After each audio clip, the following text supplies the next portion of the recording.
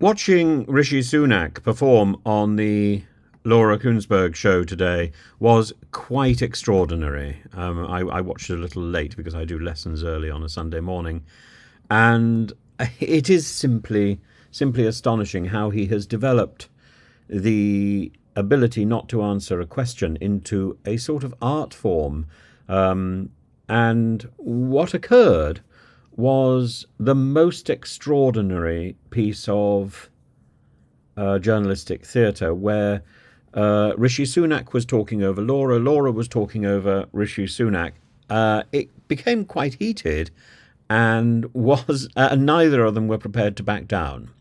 Will we be sitting in Salford right next to Manchester? Yes or no? We're sitting in Salford right next to Manchester. Yes or no? Will HS2 high-speed rail come to this part of the world? And she asked him this. I think more than once. He said, "Look, there's already spades in the ground, and we're getting on with delivering it." And then she said, "That's not my question.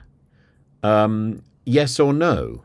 And he replied, "I'm not going to commit on all this speculation. We've got a project, we've got spades in the ground, and we're getting on with it, but it's right to focus on levelling up." And then he went on about levelling up and about towns rather than cities.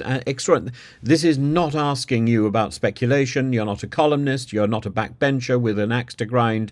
You're not someone from the rail industry. You are the Prime Minister of the country. This is your decision. Is this going to happen or not? As I said, we've got space. We've got spades in the ground. I'm not going to comment on further speculation. But what I can tell you is we are absolutely committed to levelling up across this country. Just today, we've announced a new plan, a long-term plan actually, to focus on people in towns. More live in towns than live in big cities in our country, and they don't get the attention that they deserve. And my view is we need to focus on the long-term things that will make our towns better places to live, put local people in control, and that's why we're backing them with £1 million of funding to help 55 towns across the country level up, better high streets, more security, less homelessness, and making sure they protect civic assets. It's extraordinary, the speed with which he responds when the button is pressed.